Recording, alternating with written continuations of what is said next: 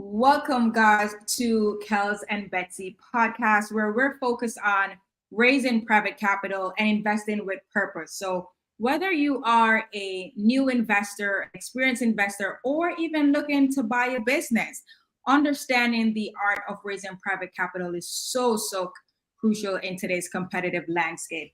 So, join us as we navigate the complex realm of attracting investors, securing funding, and building meaningful relationships that fuel your business growth.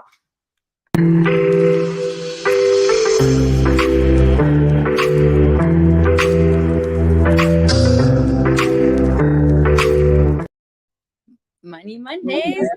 Welcome guys to another episode. I feel like every Monday it's something different, but we have a great lesson to share today. Like you always think that you're prepared for things, and then all the hiccups just come in like the very last second, and you're like, listen, oh my god, listen, we all have a choice. Either we roll with the punches or we figure it out, and we always figure it out. So that's our little intro today before we dive in. But what's up? Yes, before we begin, let's just go through disclaimer. Wait, where is it? There you go.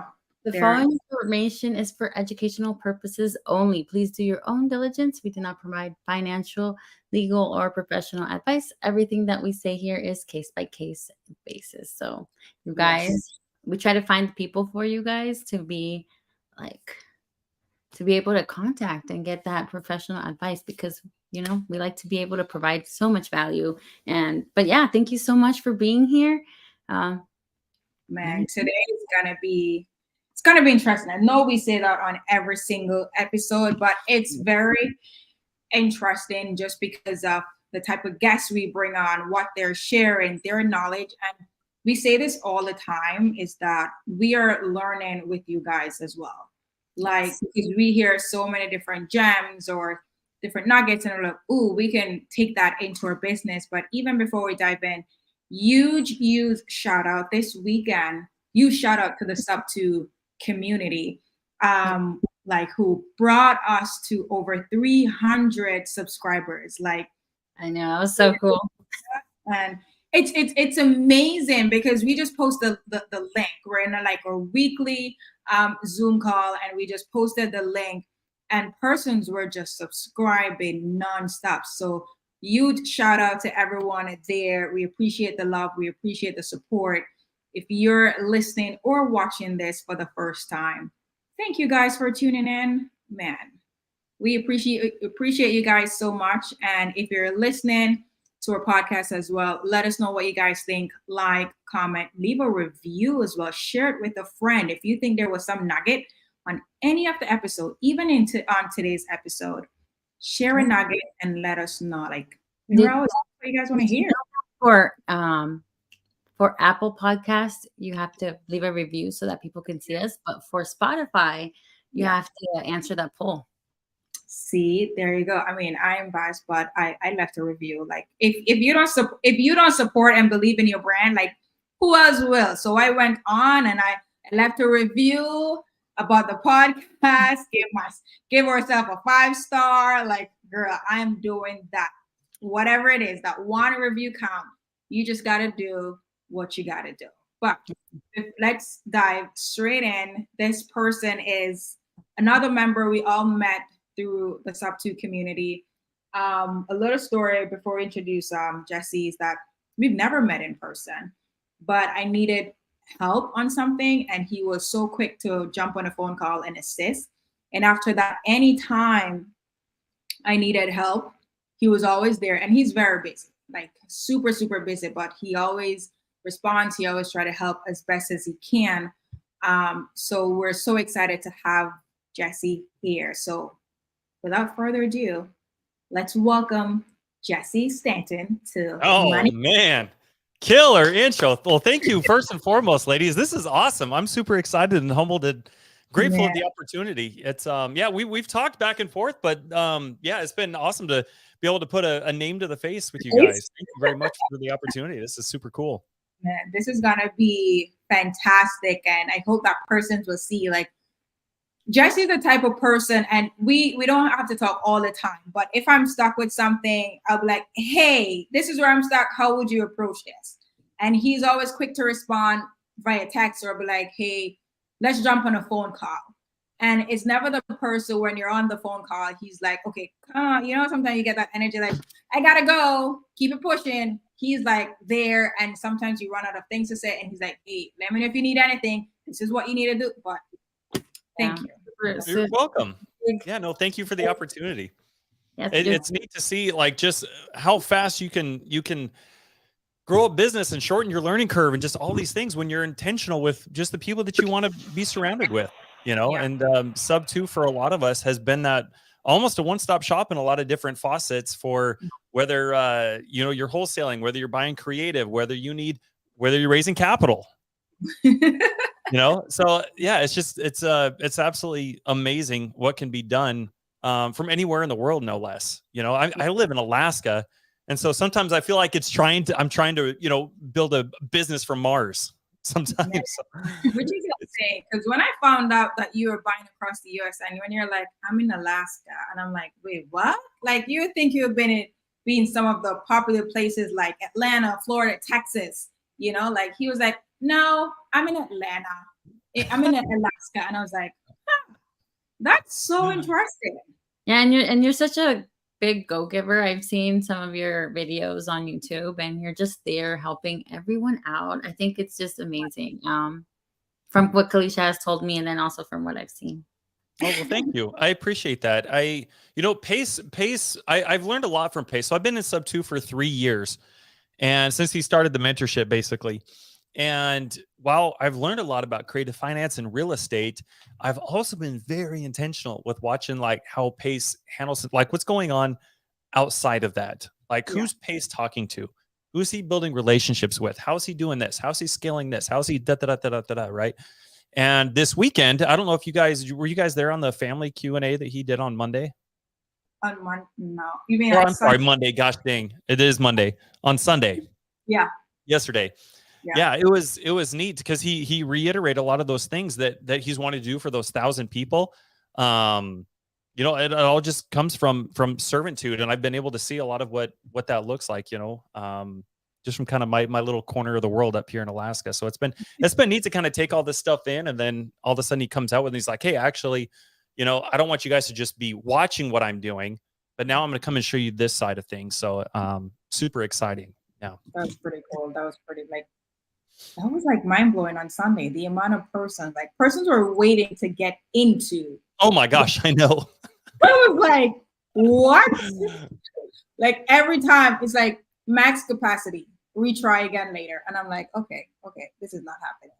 But I waited and I got it. And I was like, okay, now I'm finally in. Yeah. I'm like, that is insane. But no, today, like we're talking about the creative finance ninja, right? You're expert. Now my question is like, how did you come up with that name, first of all? You know what? Honestly, if I'm being honest, I think I heard Pace mention it like right around the time that I joined. I think I heard him mention it right around the time that he joined, or that time that I joined, like right around the time that Sub 2 was just forming. I heard him on a podcast. He said something about Creative Finance Ninja, and it was just something that always stuck with me. I was like, dude, I freaking love it. I think it was something that he just kind of said off the top of his head and didn't really put any thought into. But when I heard that, I was like, dude, I freaking love that. That is awesome. That is a great label right there. So I don't know that I've really heard him mention it since, but I heard him mention it once. Yeah, a little over 3 years ago. I was like, dude, that is dope. I freaking love that. or the Full Metal Jesse. yeah. You know, like we were talking before we kicked this thing off. I've always been in music. You know, you can see my background. I've played guitar for over 20 years and been in bands and kind of done all the things. And one of the things I've always loved or wanted to do was DJ. I think that would just be awesome. I always thought about it when I was a little kid. I was like, man, what would my DJ name be? And there's a movie, Full Metal Jacket. That was a big military movie when I grew up. or while I was growing up, and I thought, man, maybe there's kind of a play on words there. Instead of Full Metal Jack, we'll do Full Metal Jesse, and it works in a couple different faucets. So It's insane. I love the background. Let's go in more in the background because I know you're also a veteran. Mhm. So with that, like, how are you still? First of all, are you still in the military? Nope. I got out of active duty and have been doing this for hot minute now, a year and a half or something like that. Okay. What caused that transition though from military to real estate? How was the transition? Yeah. What was the purpose of that transition? Because I didn't want to give my time to the government anymore. I was sick of moving around all over the country. Every couple years, I was deploying, doing TDYs. TDY for everybody who doesn't know is an acronym. Military is full of acronyms. You'll find out if you don't already know.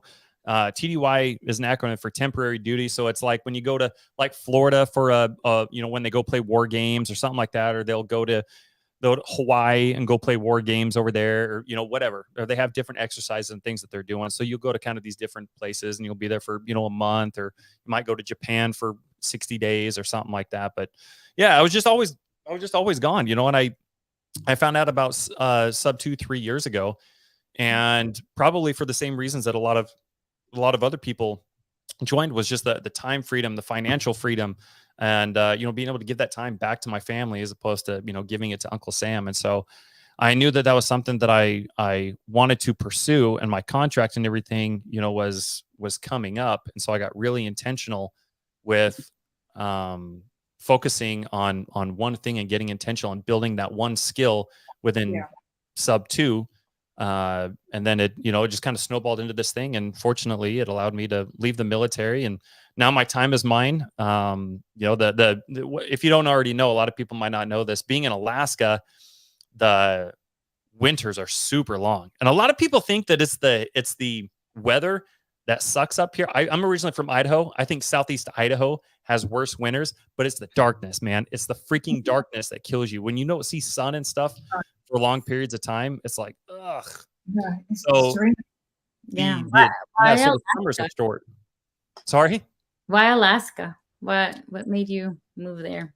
Great question. So I had originally come up here in 2010 with the Air Force. I was stationed up here in 2010. And ladies, I hated it. I could not wait to leave it. Might as well have been a 3-year prison sentence. I didn't do nothing.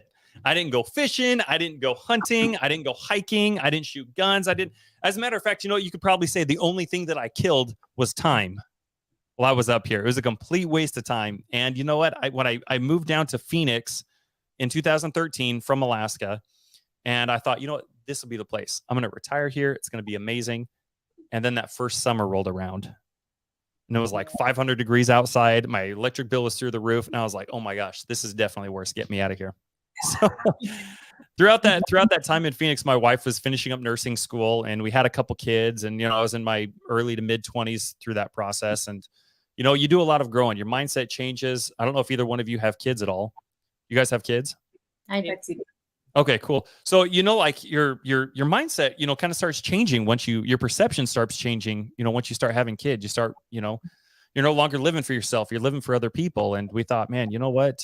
That might be kind of neat to go back and do Alaska over again and raise a family there, where we got moose in the front yard and Alaskan salmon down the street and kind of all the things. So we came back over here in 2018. It's been amazing. It's been a great experience ever since.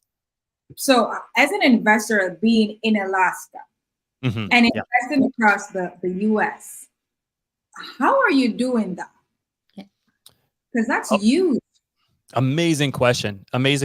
Alaska has been a double-edged sword for me, and it's skyrocketed my business, and it's very hindered me at the same time. And I'll start with when I joined sub 2, there was nobody else up here. I was like the only sub 2 student in the entire state for like 18 months. Wow. So you can imagine when you join something like sub 2, like the energy level is high. Everybody's excited. Everybody's getting together. Everyone's all at Pace's house. Everyone's sending selfies and, hey, we're doing deals here. We're going into business together. I got this going and this going, right? And then Pace and Jamil, I think in 2021, they started doing they were kind of like touring the US, and they're going and visiting all the sub 2 students in Georgia and in Florida and the Carolinas. And I'm just up here, in BFE, Alaska. And and it was the hardest thing because I was in the military at the time. And I'll give you an example real quick. I'll give you a little more specific as to how that helped form into where I am right now. Yeah. So imagine this. So I'm in the military, and I just joined this network of investors, this community that's so amazing. And I see everybody else that are doing deals, and so I had a lot of mindset issues. Yeah. So I'm like, dude, I don't even have anybody up here I can go get coffee with. There's literally, even to this day, there's literally nobody in the state of Alaska, to my knowledge, that has made themselves known that is doing what I want to do, what I want to be doing. There's nobody that's making even $100,000 a month wholesaling, let alone, $500,000 or $1 million or anything like that, a month consistently, in real estate. So there's nobody for me to like sit down with and meet regularly and have mentors and have conversations. Like, I'm by myself in a sense, in a lot of ways. So just going through those kind of mindset issues and trying to figure this stuff out. And at the same time, what my schedule looked like was I would wake up at 5 a.m. and then I would get ready for work, and I'd leave my house at 5:45, and I lived an hour away from base. So I'd get to work at 6:45 a.m., start work at 7, and work all day until 4 o'clock. And then I've got an hour drive back home, and I get back home around 5 p.m. Now, in Alaska, I'm 4 hours behind Eastern time. So when I had joined Sub 2, I had 2 other Sub 2 students who were in Tennessee and in Georgia, and we were working the Florida market. So my avatar, I was a closer. That was my thing. Yeah. So we would get leads and stuff in all day, and then come 5 p.m., it's already 9 p.m. on the East Coast. So how do you start a business, let alone get enough momentum, when you start calling sellers after 9 p.m.? I'm not even walking in the door until 9 p.m. Eastern time.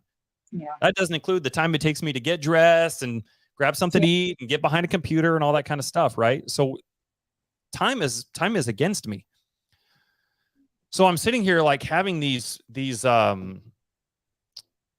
mindset obstacles of, Jesse, why are you doing that? And before I joined Sub 2, I joined another thing where I paid $23,000 that ended up turning into be a bunch of like recorded, basically like YouTube videos. And I didn't even have $23,000. I maxed out 2 credit cards to do it. And then I joined Sub 2, right? So anyway, so you can kind of see like I just want to give you that context so everybody can see like, man, that is insane. So there was a lot that was hinging on, me trying to figure this out and make this work. Let alone not even enough to make it a business, but now I've got to get out of this credit card debt that I just put my family in. So I'm sitting here feeling bad for myself and trying to figure things out. And one of the things that stood out to me, I'll never forget this, but I was scrolling through one of Pace's YouTube channels. It wasn't very big at the time, obviously. And he had a video. I don't remember what the video was, but I was scrolling through the comments, and somebody made a really snarky comment. Don't remember what the comment was, but I just remember reading it like, holy crap, what a kind of a jackass, That's kind of the comment it was. But then I noticed that Pace commented underneath it. And what Pace said forever changed my mindset, and it's something I still think about to this day. He said, millionaires don't complain about time. Now, here's something else I didn't tell you guys. When I get home at 5, my wife is a nurse, and she works nights. So she leaves the house at 5:30. Oh, wow. I had 3 kids. One of them was a newborn, and I was finishing up my degree at this time as well. So by the time I get home, I'm basically a single parent. I've got to make dinner. I've got to get everybody fed. I've got to get everybody bathed. I've got to get everybody in pajamas. I've got to get everybody to bed. And then I've got to finish up my homework and figure out a time to call sellers and do social media and connect with the people and do all these things. Yeah. So one of the big things that really helped transform my mindset from being in that environment was what Pace said. He said, millionaires don't complain about time.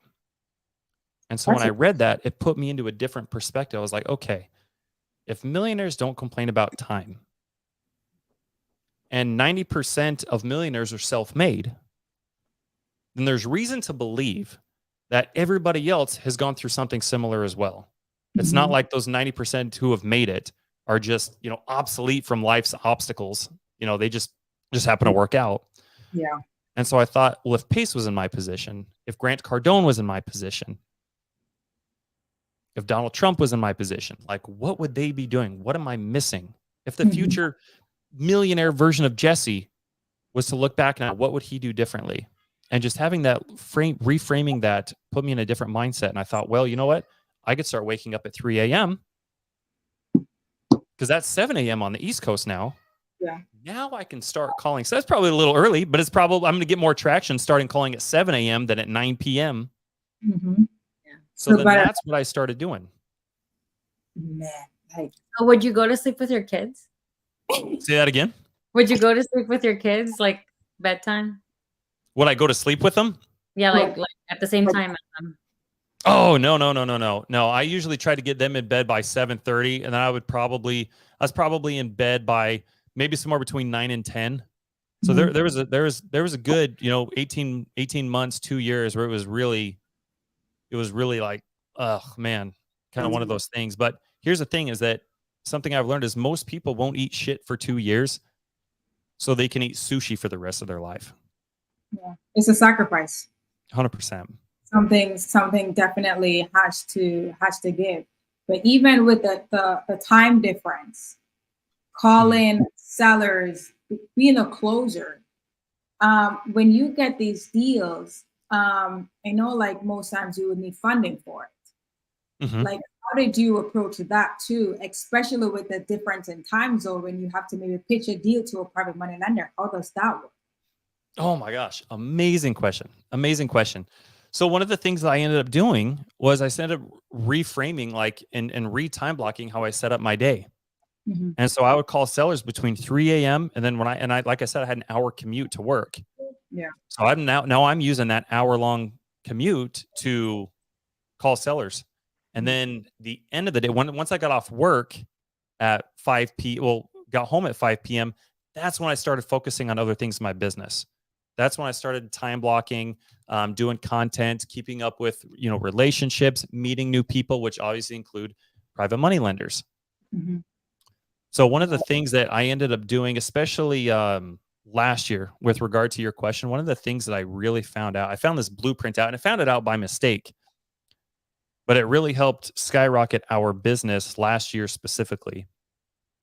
And Chris, my current partner that I have right now, him and I have been business partners for about 13 months. And we went into business June 1st of last year.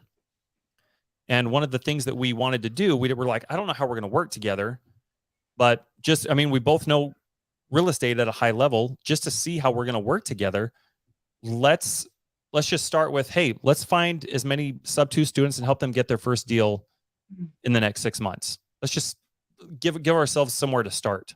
Yeah. So in order to do that, right, we always work backwards. When you're setting goals, always work backwards. We thought, okay, well, in order to do that, we've got to talk to sub-2 students every day. In order to do that, we need to make sure that these things are organized, structured, and scheduled. And so what we ended up doing is created a Calendly account. You guys are both familiar with Calendly. Yeah. And so what I noticed that most people who have a Calendly use it kind of absent-mindedly. It's like if somebody reaches out to them and says, hey, I would love to schedule a call. It's like, hey, here's my Calendly. Find a time that works. Right. And then they've got all these available dates. And so what Chris and I did, we're like, well, if we're going to make this into a business, we can't wake up every day and just wondering how many people are we going to talk to today? How many DMs are we going to slide into? Are we going to have a Zoom or a phone call, or how are these going to be? It has to be structured. It has to be organized. You got to be able to, build a business off of this. You got to have a foundation. And so we went into it with the intention of, all right, we got to fill this Calendly up for the next 60 days. So it's not enough to just post your Calendly on Facebook. We were getting into Zooms. We were getting into podcasts, and just sharing that even in the comments, like not even just on podcasts like we are right now, like in the comments. And I'm just filling that thing up. Mm-hmm. And so one thing that I learned, and I learned this by accident, was we were doing 40 hours of networking meetings a week. And that didn't include calling sellers or anything like that. But our first meetings would, as an example, would start at 8 a.m. Eastern time, which is 4 p.m. or 4 a.m. Alaska. So I'd have a meeting at 4 a.m., at 6 a.m., at 8 a.m., at 9 a.m., at 11 a.m., at 1 p.m., and 3 p.m. And we did that for like 5 or 6 days a week. And we did that for about 4 or 5 months consistently. And So these are these are with sub-2 students, or are these with private money lenders? Well, I'm gonna answer your question, but these are with sub-2 students. Wow.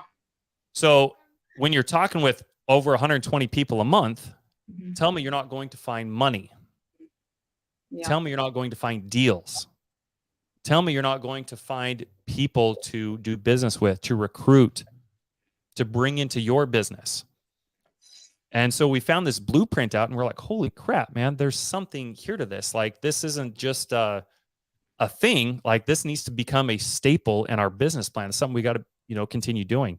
Mm-hmm. So it's still something we continue doing to this day. We don't do 40 hours a week anymore. Don't have time for that. But we do still do an hour a day, and we're not doing hour-long meetings anymore. We're doing 2 30-minute meetings. So we're networking people every single day. And one of the things that we've done to shift to make sure that we are intentional with the people that we are building relationships with, to your question, Kalisha, PMLs, that's the big thing. So we've kind of pivoted from wholesaling to doing more buy and hold stuff. So obviously with that, you need to be able to raise as much capital as you can. Yep. Come on in, buddy. Can you hear my kids? Yeah. They're outside. Yep. Come on in, guys.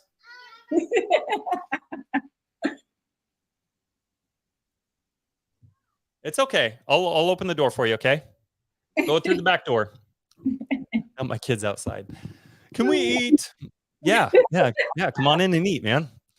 So, making me seem live like I don't feed my kids.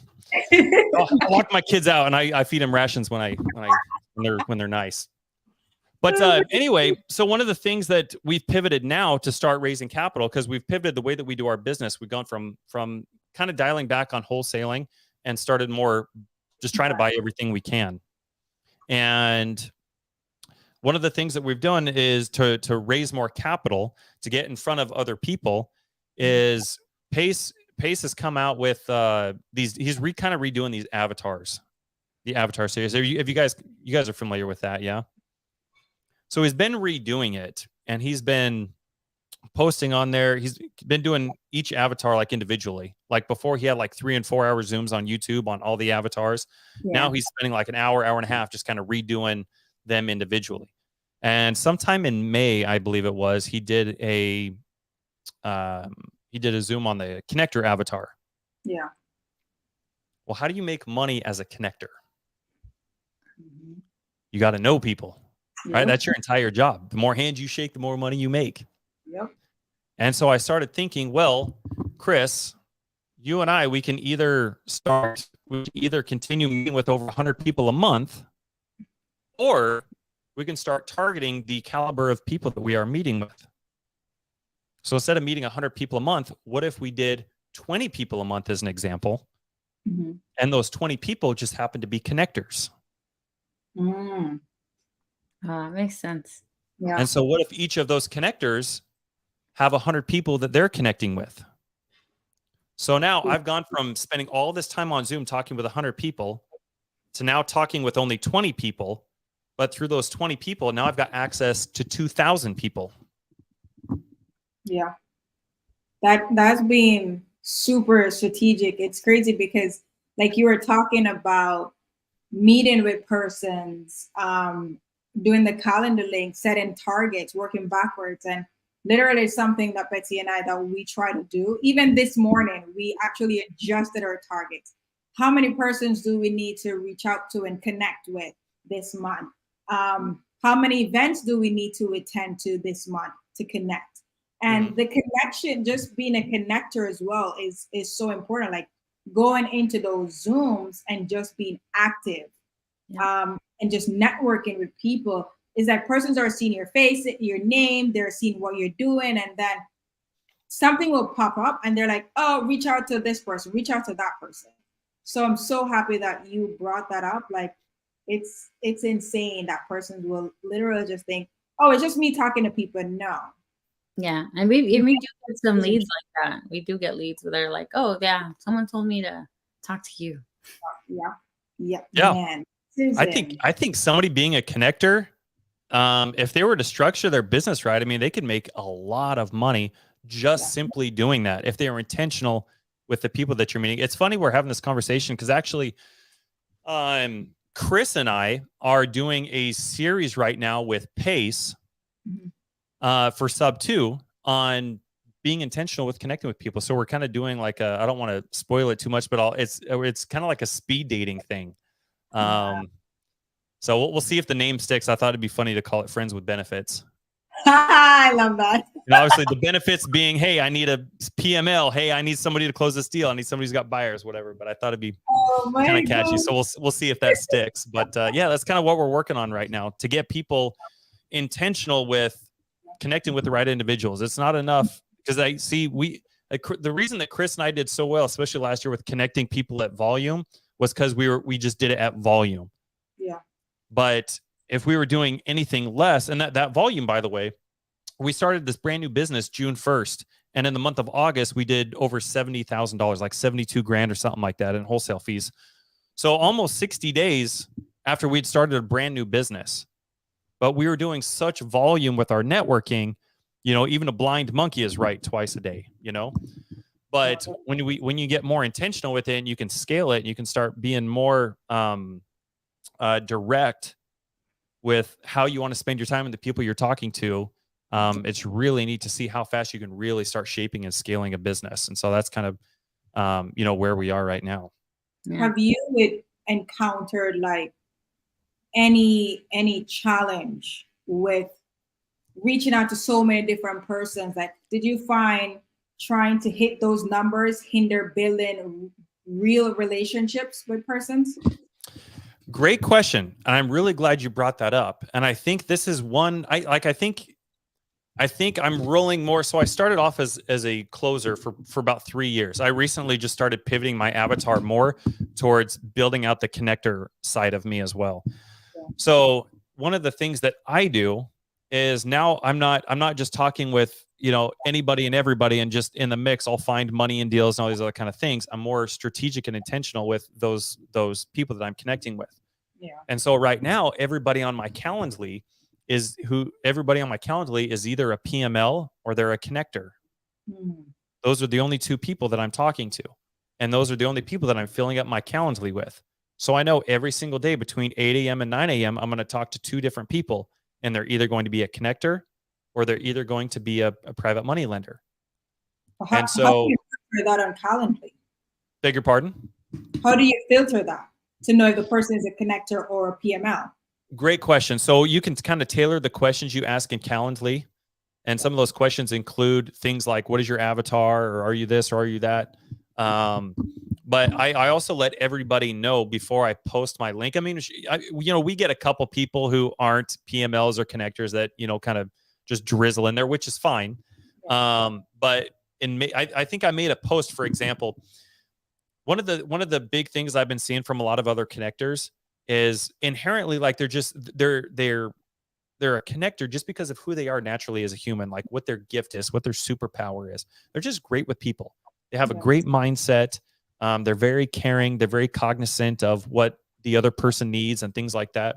And so for a lot of people, it is hard for them to say, hey, after I've connected you two, like it's hard for them to go back and say, guys, hey, can you throw me a bone for the connection? They feel awkward asking for money for connecting those two people.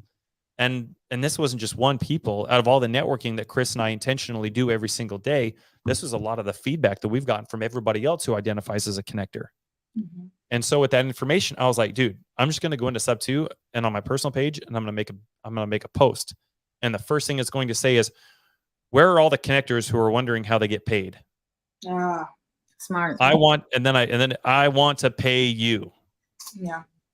And then whatever else the rest of the post said. But that's kind of how I filter out, hey, this is who I want to meet. And then I put like two different criteria, and it had something to do with being a connector and something to do with being a private money lender. Said, hey, I want to get you paid. Here's my Calendly. So that's kind of how I filter it. But to your question, how do you maintain those relationships? Yeah. I see Julie Burkhart is in here. Freaking Julie is such an amazing individual. She's one of mine and Chris's partners. She's one of our lenders as well. And we actually partnered on a property in Virginia. Just speaking of funny names, I guess is we started a new LLC, and it's just the property's right down the road from a beach. So I can't believe this isn't taken, by the way, but our LLC is Life's a Beach. Life's a Beach LLC. Nobody else sees it, it's not like it's just on the paperwork, but we started kind of having fun with it. And so anyway, yeah, Julie's one of those amazing individuals. And so we have, yes, Pansy, let's do it. Please shoot me a PM. Thank you. Thank you. But what I do is every single morning I got an Excel sheet, and I've got a list of all the connectors we're meeting with and their contact information. And I've got a list of all the PMLs we're meeting with, and I've got all of their contact information. And it's not enough to just talk with hundreds of people every single day and slide into their DMs or, whatever. You got to maintain those relationships. Yep. And if your entire business is built on maintaining those relationships, you got to be really intentional and cognizant with how you're going to do it. How are you going to lead with value? How are you going to continue, staying top of mind? And one of the things that I do is I've got a reminder on my phone that goes off every single morning at 0600, and it says send 3 gratitude texts. And so I go through those lists to make sure that I am still engaging with those individuals that I want to maintain a relationship with. I like that. And all of this, you're not doing a CRM. You're manually doing these text messages. Yeah. Yeah, Wow. Chris and I are both visionaries, man. One of the things that we're actually in the middle of doing right as we speak is interviewing a handful of integrators. Yeah. So we've gotten as far as we can with 2 visionaries. We're like, man, we got to have some kind of structure. So yeah, this is all just an Excel spreadsheet, man. It's just plugging down it. Because we do follow-ups, and people ask us too, like, are you guys using a CRM or anything like that? We're like, nope. We're manually texting people. Yeah. Although we do have them somewhere where we have dates next to them to remind us, like, hey, if you haven't done it by this date, you need to get this done. Yeah. But like our backup, man. A lot though. But I think this will go back to the Android versus iPhone thing, but people respond more to the blue bubble because they would think, okay, this is not a CRM. That's one. Yep. 2, I think PMLs feel valued. Like, you're personally sending me this text message.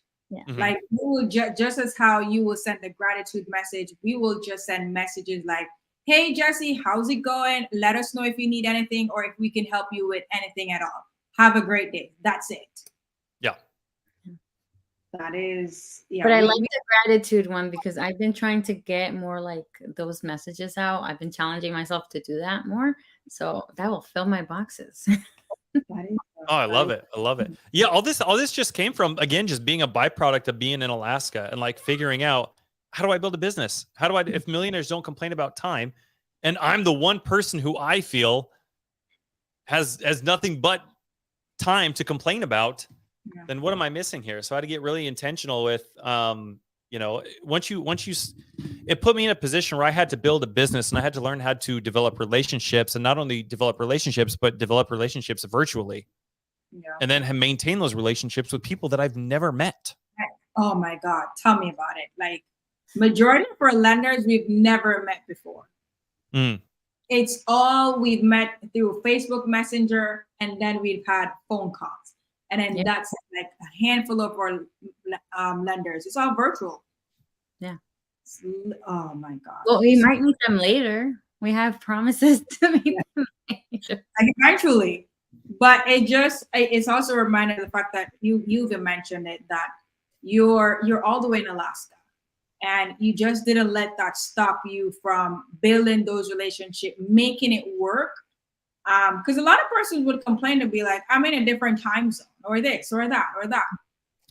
But you figured out a way to make it work because it's something that you really want to do. And going back to your first point, you mentioned it's all goes back to your mindset. And what is it that you really want to accomplish? Like, stop complaining. You have time. Just, if you really want it, you will figure out how to make it happen. Yeah, I love that. Elon Musk said it best. He's like, if you tell yourself it's going to take you 30 days to clean your house, it'll take you 30 days. If you tell yourself it's going to take you 3 days, you'll find a way to clean it in 3 days. Yeah. Man, like you don't know, like it's what is going on in my head right now. It's a reminder.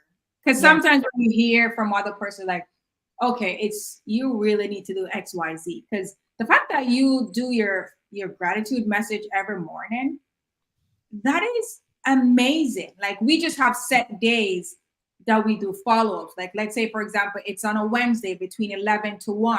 It's all follow-up.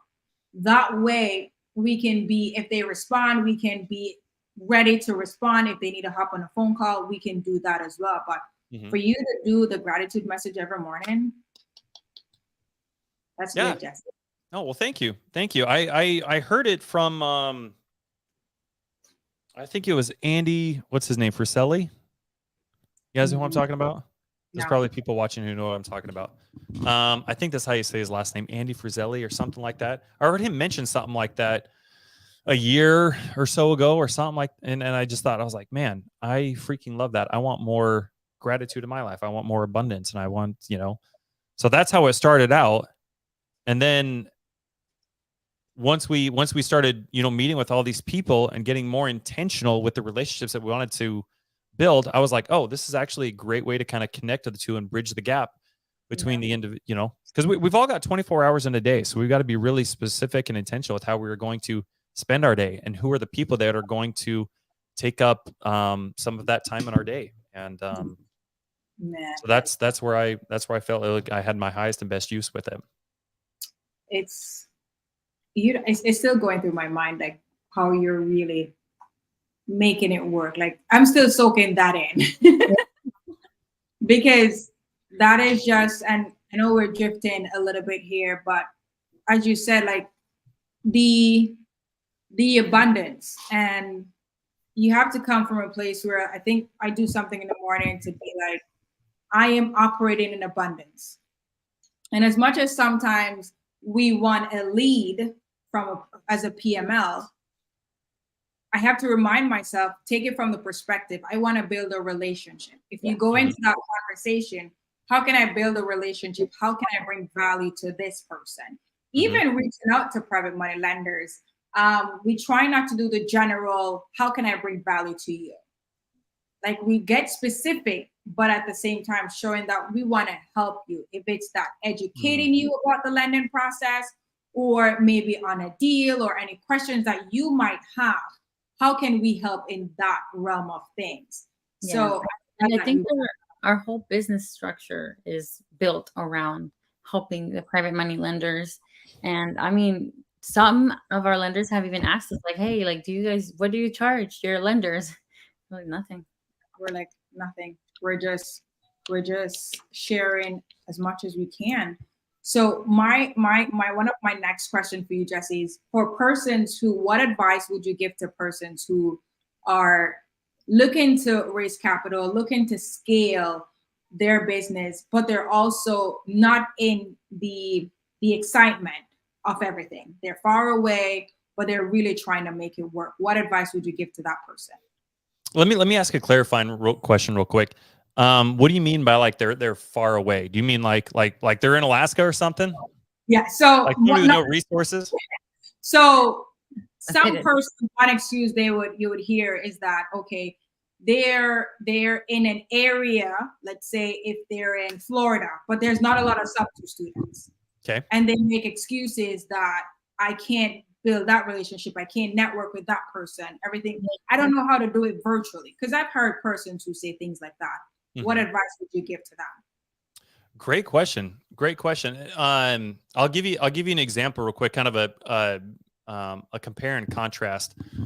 So I went down to the mastermind last year, Pace's mastermind, in March. Yeah. And up at that point, I'd been in sub-2 for 2 years.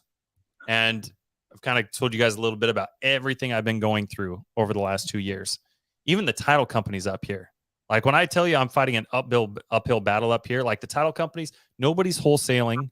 Let me give you a little more content. I don't want to like deviate, but just so you guys really have an understanding, and so everybody who's listening has a really good understanding. All the title companies up here say that sub-2 is legal. They will not touch it. They will not do it. And when 3 years ago, I remember going to, they don't even have RIAs up here. There were no investor meetups or anything like that. There was a couple of realtors who were kind of getting together and they'd talk real estate. And when I first started Sub 2 and started learning about wholesaling, I started going to these meetings and I thought, man, you know what I'm going to do is I'm going to go find everybody in here who's a buyer and I'm going to go bring them all the deals. I'm going to make a shit ton of money doing it. And this is just the mindset of everybody around here. Alaska's like 30 years behind the times. Like they're still waiting to figure out that Nirvana is no longer a band. Like we barely invented the wheel last week. Like that's where I'm surprised I have internet right now. Oh, And so that's what I did. I started going into these meetings and trying to get everybody's buy box. And everybody is so scarcity minded and small minded. They were like, why would I tell you where I'm buying, Jesse? I'm like, well, I want to bring you deals. And they're like, no. So they saw me as competition. They didn't see the value in us collaborating together. So it was super interesting. So these are, again, I just wanted to add more context in some of the hurdles I've been going through. And so figuring out how to try to overcome these from the virtual space of building relationships and networking and leading with value and understanding, what my skill set is and how I can leverage that and bring value to somebody else who's looking for, that skill set. So when I go down to the mastermind in March last year, it was a Friday, Saturday, Sunday event. It was a 3-day event. And I went down there. I got there on Monday morning. When my wife booked my flight, I didn't want to be there Friday or Monday night. I didn't want to be there Monday afternoon. I needed to make sure that she found a flight where I got in there like Monday at like 5 a.m. or 6 a.m. So as soon as I get there, because I wanted to get there 5 days early. So because I knew just with everything going on in Phoenix, it being the freaking Mecca, there's just so many stinking opportunities there. I didn't want to waste any time. And so right from the get-go, because I didn't no longer had to do this virtually, I already had an idea and I knew, all right, I'm going to go, walk these fix and flips. I went and found it on Facebook. There was like 2 fix and flips that was going on that day. There was a networking meeting in downtown Phoenix that day. And we went, stopped by, there's a guy's name is Corey. Oh man, I forgot his last name, but he's another real time, big time investor down there. So in one day, like I went and met up with like 50, 60 people in person and got to have individualized conversations with everybody just because I wasn't like bound by being in Alaska anymore. Like I knew exactly who I needed to be talking to, what those conversations needed to look like, and et cetera, et cetera, et cetera. Yeah. So as soon as I get into those environments, like I know to an extent, Alaska is kind of holding me back. And so one of the things I want to do is obviously get out more and travel and go do some more meetups throughout the year. But to answer your question specifically, I think unless you're in Alaska, to my knowledge, there's just nothing but abundance. I mean, it takes me driving up to Alaska from Idaho to Alaska in 2018 took me 7 days to get here. A 7-day drive. People can do it in less than 7 days, but it took me a 7-day drive with a family. If you can get anywhere in the freaking country in less than 7 days, man, I mean, there's really no excuse in my opinion. If you can go to a meetup, you can do this. I mean, you can cross the entire United States in freaking 7 days, man.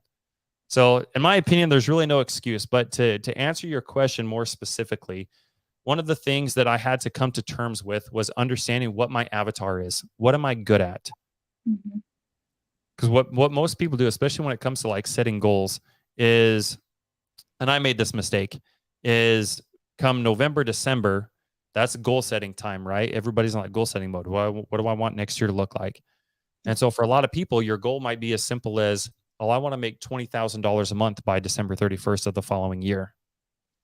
But then what happens is come January 1st, you're literally doing anything and everything. You spend the first 2 weeks out of the new year, you're cold calling people, you're getting yelled at, you don't like it, you're not tracking your KPIs properly. And then you scroll through Facebook and you see somebody post a wholesale, check that they got from wholesaling a property for like 40 grand. They get in the comments, what'd you do? What'd you do? What'd you do? Oh, well, I got this from door knocking. And so they stop cold calling and they start door knocking. And then a couple weeks later, same thing. Oh, well, I got this from probate leads. Oh, shit, cold calling and door knocking obviously is not the answer. I need to be calling probate leads. So before you know it, in five months, they've skipped around and tried, 6, 7 different things. And so one of the things that I would highly encourage somebody to do is figure out what your avatar is. What's that one thing? What's the one freaking skill that you can build, you can get really, really good at, and not just really, really good at, How do you become the Michael Jordan of that one thing? Mhm. I ask myself that question all the time. How do I become the Michael Jordan of this? If Yeah. filling up your Calendly was a game like the NBA, how do I become the Michael Jordan of that? Yeah. Mhm. What am I not willing to do to fill up my Calendly to talk to the people and connect with people I don't currently have those connections with? So I think knowing your avatar is essential, and starting to structure your day around building that skill. And once Yeah. you understand where your highest and best use is, that's when you start reaching out to other people. Like, I think building a Calendly is a great way to do it because it keeps you consistent, it keeps you Yeah. organized. It automates, sending them a Zoom link. It does all these things for you. You literally just have to do it, and it's free. Yeah. Man. It's whew. So when It you get into those conversations, I think, sorry, just to no, finish up, knowing where you provide value to people is essential. So yeah. if you're meeting with PML, some PMLs don't just want to be a PML. Some PMLs want to be a gator. Some PMLs want to be an equity partner. Mhm. So if you're wholesaling and you're not buy and holding, then you need to be intentional with, hey, you know what? People send me leads all the time for me to close. If I have something, what does your buy box look like? What is it you're wanting to get into? So just as Pace calls it, looking for those bunnies. Yeah. But you have to know what value you bring. You have to know what your skill is. So when you're having these conversations with these individuals, you know what your value is. You don't want to just have a conversation and say, hey, what are you looking for? What are you looking for? Okay, cool. And then that's it. It needs to be reciprocal. It needs to be intentional. Mhm. So those are the Man. big two things I would suggest: getting very, very clear on what your avatar is, and go in there and start building relationships with people. And you don't even need to have hundreds and hundreds of relationships. If you have a list of 25 people, and those 25 people are either PMLs, they're connectors, they're closers, whatever it is that you need, you can continue just going back to that list and maintain. And you're going to make sorry, I'm trying not to cuss. It's a military thing. You can make a lot of money though, just from those relationships, as long as you're intentional with them. No, I'm glad that you brought that up because I think the past couple of days, especially today, because today was my day. I was calling a bunch of like PMLs, having meetings with them, new persons as well. And they're like, I want to raise capital too. So I pull away from educating and I started to ask the questions, what are you really good at? Like, what is it that you really want to do? And then they pin the question back on me. They're like, how did you start raising capital? Are you doing anything else? I was like, I do everything else, but the main thing is just raising capital. Mm, That is what my day is mainly built up off of. amazing. Anything after that, it's looking for deals, but mainly it's either connecting with PML, it's working on our systems, it's updating PMLs on projects that we have going on, or researching how can we continue to build this business with private money lenders. So I'm glad you even brought that up.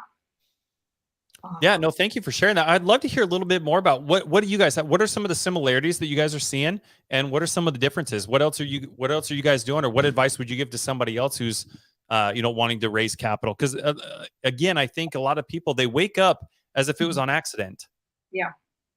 They have Yeah. no idea. There's no structure today. They have no idea who they're going to talk to, and they get sent a deal in like email or in their DMs or something, and then they go right to sub2. They go in the Facebook group or their Facebook, and they're like, hey guys, here's a deal in North Carolina. I need 30 grand. Oh my gosh. And the time to start raising capital is 6 months before you need it, not 6 days before you need it. Yeah.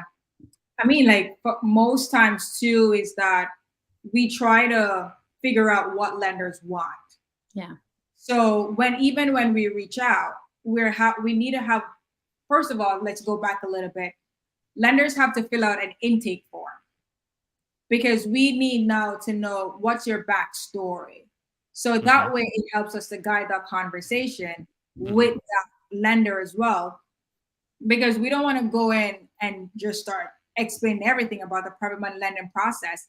And this person is completely new, fresh. Yeah. So that way now we have to step back and start educating based on what level they're at. But mainly we're doing that during the days. We're working on our systems during the days. Also, when we talk to the private money lenders, we like to know like what their goal is. What is their end goal? Like, how do they see themselves living life? And we want to like go from that, then backtrack it and be like, well, this is what you're looking for. Like, let's talk about more of like what you're doing now to get there so that we can help you get there. And sometimes they know what they want, but it doesn't align with our goal and our business model.